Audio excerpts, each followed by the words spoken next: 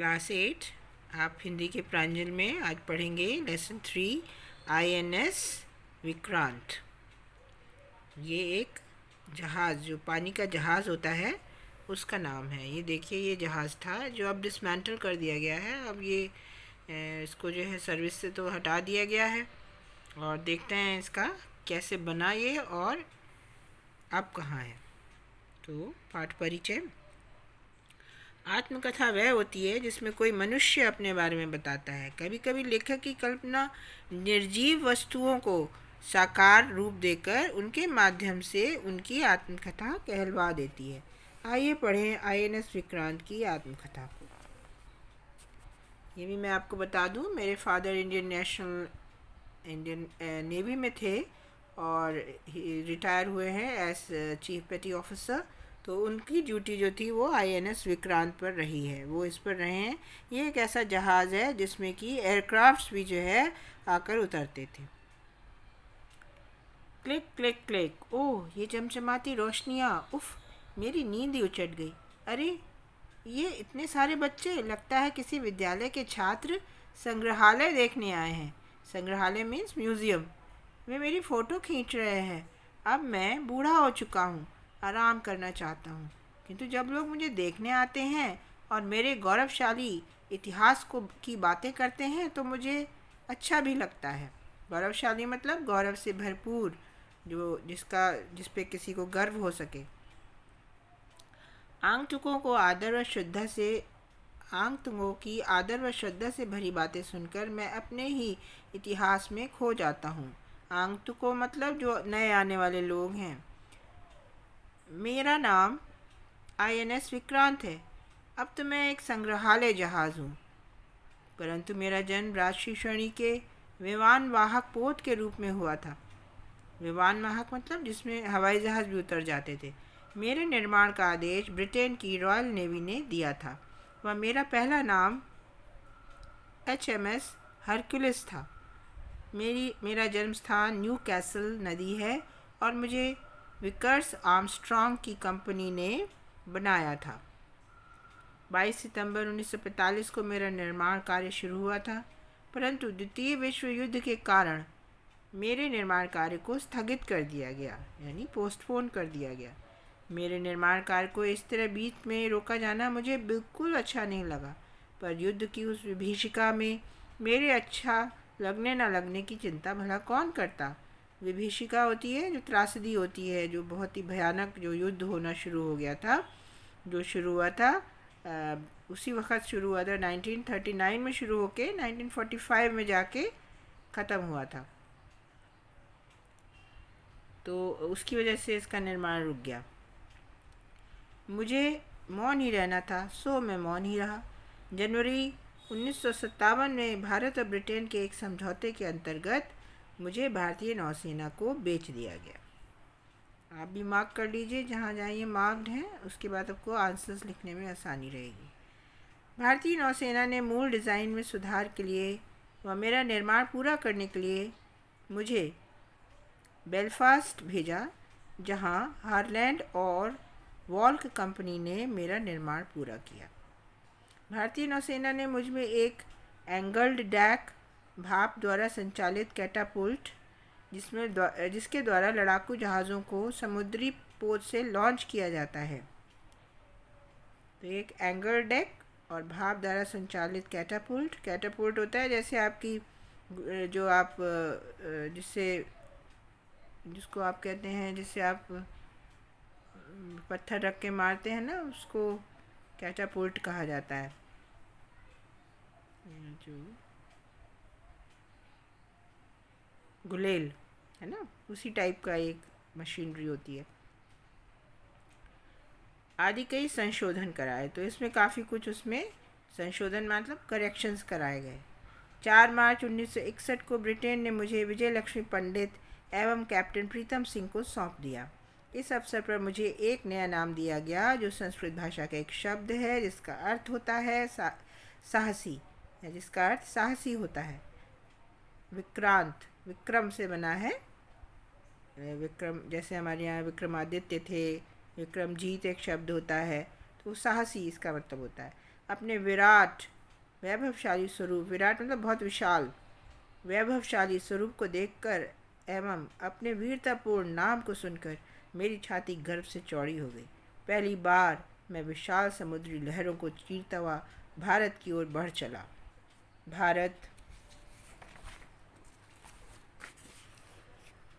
पहुंचने पर न सिर्फ मेरा भव्य स्वागत हुआ, अपितु प्रत्येक भारतवासी को मेरी वजह से गौरव और सुरक्षा का अनुभव हुआ। 3 नवंबर 1961 को मुंबई में भारत के प्रधानमंत्री जवाहरलाल नेहरू ने मुझे भारतीय नौसेना को सौंप दिया। भारतीय नौसेना, इंडियन नेवी। यह पल न सिर्फ मेरे लिए अपितु भारतवर्ष के लिए भी एक ऐतिहासिक पल था।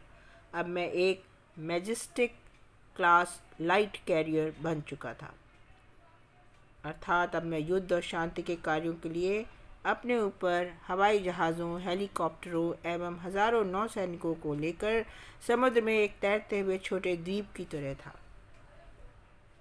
मेरा वज़न 15,700 टन था, परंतु जब मेरे ऊपर सारा सामान, हथियार आदि लोड हो जाते थे तो मेरा वज़न 19,500 टन तक पहुंच जाता था। मेरी लंबाई 192 मीटर अर्थात 630 फुट थी। मेरा इंजन 40,000 हॉर्स पावर का था, जो स्टीम से चलता था। इंजन चलाने के लिए 2 व्यक्तियों की आवश्यकता होती थी एवं मेरे इंजन में 3 ड्रम बॉयलर लगे हुए थे, जो 30 मेगावाट क्षमता तक की भाप बनाने का कार्य करते थे। एक बार पूरी तरह ईंधन भरने के बाद मैं 14 नॉट यानी कि 26 किलोमीटर पर घंटा की गति से 12,000 नॉटिकल माइल्स यानी कि 22,000 किलोमीटर की दूरी तय कर सकता था।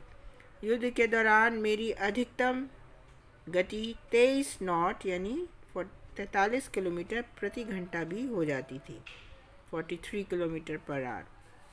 अपनी इस शानदार गति के कारण ही मैंने कई बार दुश्मन सेना को दांतों तले उंगली चबाने पर मजबूर कर दिया था। मेरे ऊपर 16 तोपें लगी थीं, जिनकी संख्या बाद में घटाकर 8 कर दी गई थी। इन 40 mm तोपों से मैं दुश्मन के जंगी जहाज़ों से अपनी रक्षा करता था। मेरे आक्रामक होने के कारण मेरे ऊपर कोई कवच नहीं लगा था। अत्याधुनिक तकनीक से लैस होने के कारण मैं दुश्मन का दूर से ही पता लगाने व उनका खात्मा करने में सक्षम था। अतः मुझे कवच की आवश्यकता नहीं थी। इसी कारण मैं अपने समय के युद्धपोतों से हल्का व फुर्तीला था। मेरे डेक पर सदा ही शक्तिशाली हवाई जहाज़ एवं हेलीकॉप्टर तैनात रहते थे, जिनमें प्रमुख थे हॉकर सी हॉक, वेस्टलैंड सी किंग, हलचेतक सी हैरियर इत्यादि। मेरी इन सभी जहाज़ों के साथ घनिष्ठ मित्रता हो गई थी और हमने मिलकर कई दफ़ा दुश्मनों के छक्के छुड़ाए। युद्धपोतों को सबसे अधिक खतरा दुश्मन की पनडुब्बियों से होता है, सबमरीन्स जो होती हैं, पानी के अंदर चलती हैं। परंतु इस कठिनाई का हल भी मेरे पास था, क्योंकि मैं फ्रांस में निर्मित पनडुब्बियों को नष्ट करने वाली एयरक्राफ्ट अलीज़ से लैस था। 18 मई 1961 को मेरे ऊपर पहला जेट लैंड हुआ। जेट जो होता है एक हवाई जहाज़ होता है, जिसके चालक लेफ्टिनेंट राधाकृष्ण हरिराम तहलियानी थे, जो आगे चलकर भारतीय नौसेना के एडमिरल बने। भारत पाकिस्तान के 1965 के युद्ध में पाकिस्तान ने अफवाह फैला दी कि उसने मुझे डुबा दिया, जबकि उस समय मैं एक सूखे बंदरगाह पर खड़ा था, जहां नौसेना तकनीशियनों व वैज्ञानिकों के द्वारा मुझ में कुछ सुधार किए जा रहे थे। जून 1970 में एकाएक मेरे पानी के ड्रम में दरार पैदा हो गई, जिसके कारण मुझे लंबे समय तक नौसेना से बाहर रहना पड़ा। भारत के पाकिस्तान के साथ अच्छे संबंध नहीं थे। पाकिस्तान के दुष्प्रचार के कारण ब्रिटेन ने मेरी मरम्मत के लिए तकनीकी सहयोग एवं ज़रूरी कल पुर्जे देने से मना कर दिया। इस खबर ने पूरी नौसेना को निराश कर दिया और मुझे भी यह बात कहीं गहरे तक आहत कर गई। तभी एडमिरल सरदारी लाल मथुरा दास नंदा ने मेरे मुख्य इंजन की भाप को पाइपों द्वारा मेरे भाप से चलने वाले कैटापुल्ट में पहुंचाने की का सुझाव दिया। यह सुझाव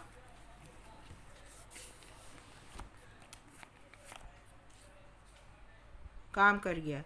इस बाईपास प्रक्रिया द्वारा फिर से मेरे डेक से हवाई जहाज़ों को लॉन्च करना संभव हो गया, परंतु इसकी कीमत मुझे अपनी गति में कमी के रूप में चुकानी पड़ी।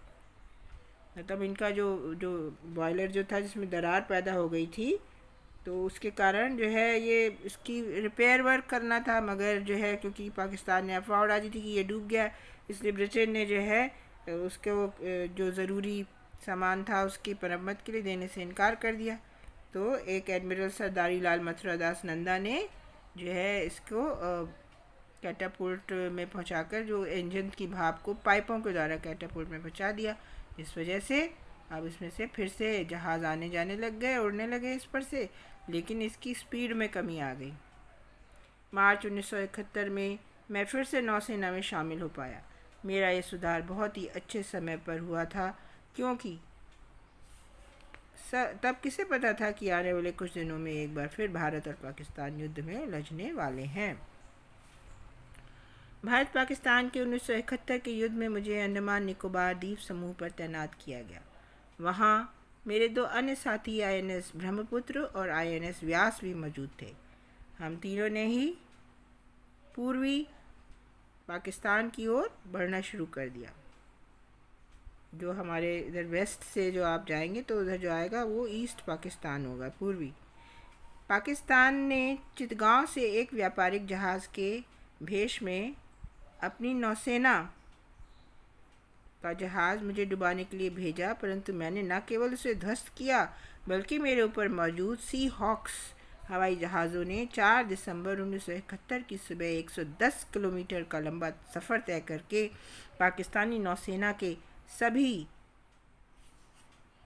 जंगी बेड़े नष्ट कर डाले। उस युद्ध की विजय में सभी अखबारों ने बढ़ चढ़कर मेरे योगदान को खुले दिल से प्रशंसा की। अपने इन्हीं साहसिक कारनामों के कारण मुझे 2 महावीर चक्र और 12 वीर चक्र प्रदान किए गए, जैसे हमारे सैनिकों को करते हैं, जैसे हमारे फौजी जवानों को दिए जाते हैं।